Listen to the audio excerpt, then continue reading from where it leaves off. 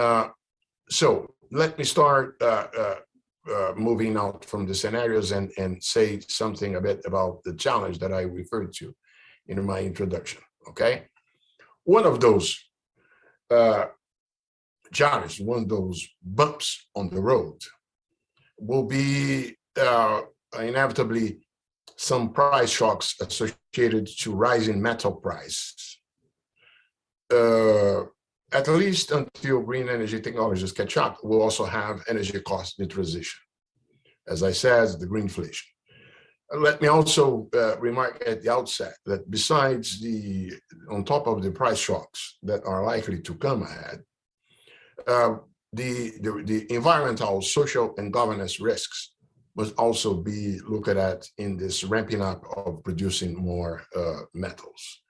Just to give an idea of what lies ahead in terms of evolution of demand, this is a comparison offered in a recent in a report by the Institute of International Finance, building on, of course, specialized agents.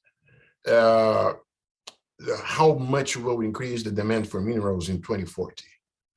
As you can see, lithium, cobalt, graphite, and other like nickel and manganese, all those will ramp up their demand. And because the green electricity and electricity storage will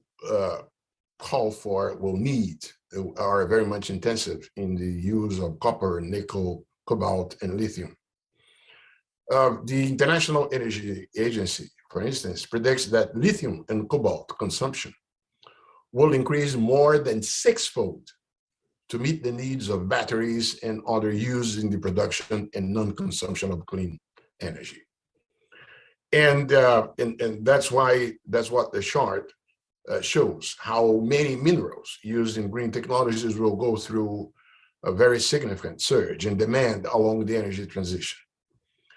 The demand for raw materials used in existing clean energy technologies, such as solar panels and wind turbines, is expected to increase significantly in the future. And such an increase in demand will inevitably face a slow motion supply response. Copper, nickel, and cobalt mines are investment intensive, and they take an average of more than a decade from discovery to production, according to the International Energy Agency.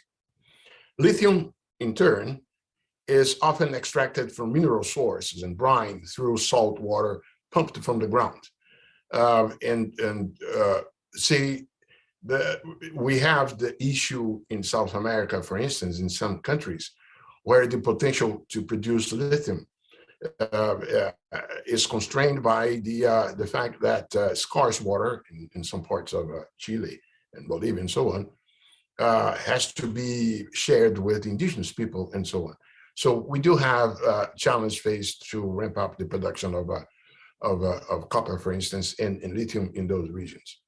So that's why the combination of increasing demand and slower change in supply could cause the price of those metals to skyrocket. According to a projection that I read last year, made by staff of the International Monetary Fund, if mining were to satisfy consumption in the international agency's zero net emission scenario, the most ambitious one, price could reach really historic highs for an unprecedented period of time. The price of lithium could rise from $6,000 a metric ton in 2020 to about $15,000 this decade. The production value of the four metals could increase up to 6 times to $12 trillion in 2 decades, according to the IMF. In addition to the possibility that higher costs might discourage the energy transition itself, the geopolitics of countries around access to metals will also increase its weight, as we mentioned here in our perfect storm video. See what has been happening in the Democratic Republic of Congo, responsible for half of the reserves and currently source of 70% of world production of cobalt, okay? and see. But that also applies to other metals. Let me just illustrate this with copper. Despite the recent evolution of copper price downward because of the fears of recession and so on, the fact is that the race to slash global carbon emissions will be hobbled without a surge in copper supply, and the ramp up will face hurdles. A recent report by Standard & Poor's, for instance, estimates increase needed for clean energy growth and continued demand for traditional use, such as buildings. The copper demand is slated to grow from about 25 million metric tons today to twice that amount by 2035. And don't count on substitution opportunities because they apparently are very limited. And that's why the report by the Standard & Poor's talk about the possibility of a gap between demand and supply starting to open in the middle of this decade and grow to roughly 10 million tons by 2035 under the current mining and recycling trends. So I saw an interview by the Standard & Poor's vice chairman, Dan Yergin, and he mentioned, let's say, that we're living through a transition from big oil to big shovels needed to confront climate change, right?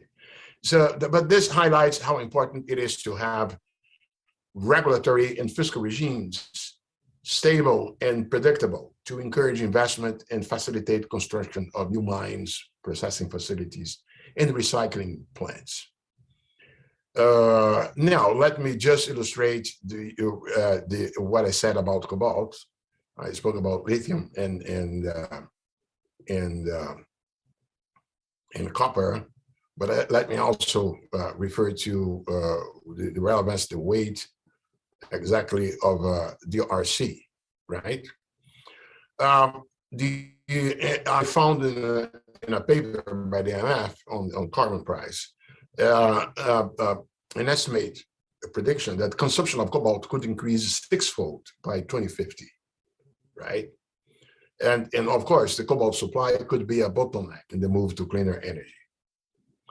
Okay, but there is also another source of greenflation,